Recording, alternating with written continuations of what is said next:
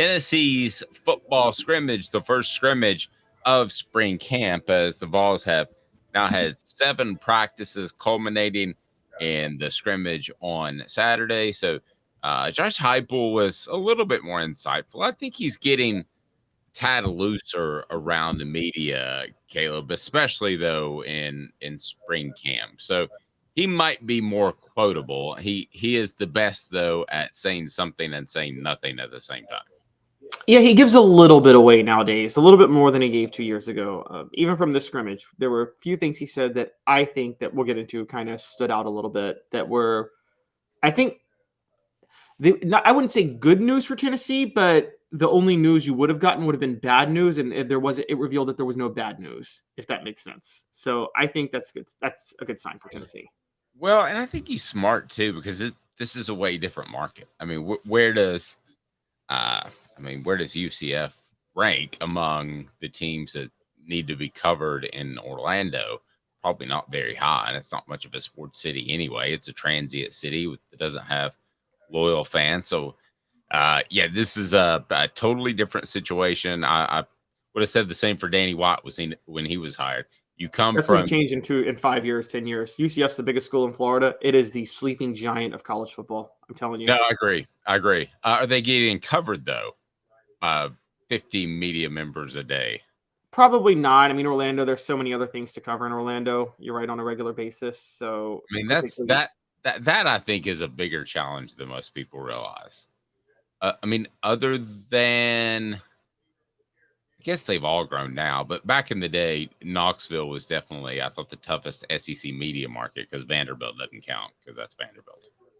Oh, you're absolutely right. Knoxville probably was the largest media market where there was no pro team. And even when the Titans came, and you know this, the Titans went to Nashville, the Grizzlies came to Memphis, and the Predators came to Nashville. None of that is in the Knoxville market. Knoxville's a totally separate market from Nashville and Memphis, completely. I mean, they're almost more Atlanta than Nashville. So here's some things I'm hearing from spring camp. Again, this is not in response to the Dennis Dodd column about Nico, but I do think that maybe the first couple of days, as any freshman would, he would struggle just a little bit. But now Iko Maliava is had a good week of practice in week number 2, which was last week. So that's first down. Again, I think we're nitpicking at this point. Caleb, he's barely been on campus, but that is what I'm hearing and what I'll pass along.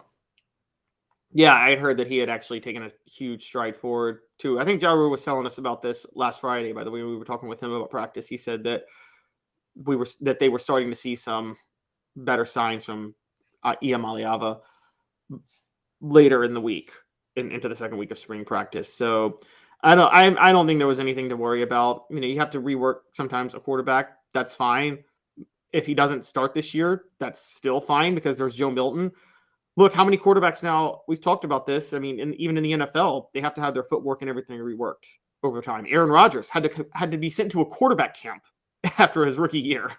Yep. And sorry. Sorry, you go ahead and say it. You go ahead and go. No, I was just going to say, click that like button. It was nothing exciting. Go ahead. Oh, okay. Yeah, it's Aaron Rodgers had to be sent to a quarterback camp for a year, which you never would think that an NFL quarterback has to be sent to, but they had to retool everything about his game. So if you have to work on Nico's throwing motion and where he holds the ball, it's not a big deal, I don't think.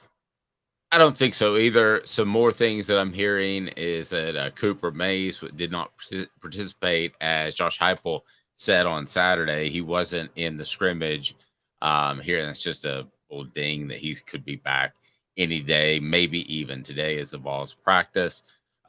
Cooper, I want to get into this in a second, so let's not bust it out right now. May be the most important non-quarterback on this football team. Let's have that debate here momentarily. Other things that I'm hearing at practice is I think Keenan Pili is going to be a really good football player, and I think that's going to happen sooner rather than later. Probably a little bit more of a leader. And fourth down, it's for you, Caleb. Squirrel White is having the best spring camp right now at the slot. And you like to transfer. You didn't love Squirrel. You shooed Squirrel off the back deck is what you did. and now Squirrel's lighting it up in 2 weeks of camp. Yeah, I'm taking some L's because I'm taking some L's because I'm hearing the same thing. And quite honestly, Squirrel White was lighting it up last year as a freshman. I remember too.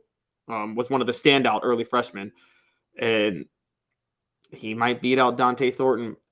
I'll take the L if it happens, but I'm not. It's not over yet because Dante could still play one of the whiteout spots, but that's not as special. Okay, a 6'4" whiteout's not uncommon. A 6'4" slot guy is uncommon. So I would love to see them have one guy that's versatile and plays both. Yeah, because that's what makes Tyreek Hill so scary. Is he's one of the few receivers in the NFL that can play all three positions and scare you.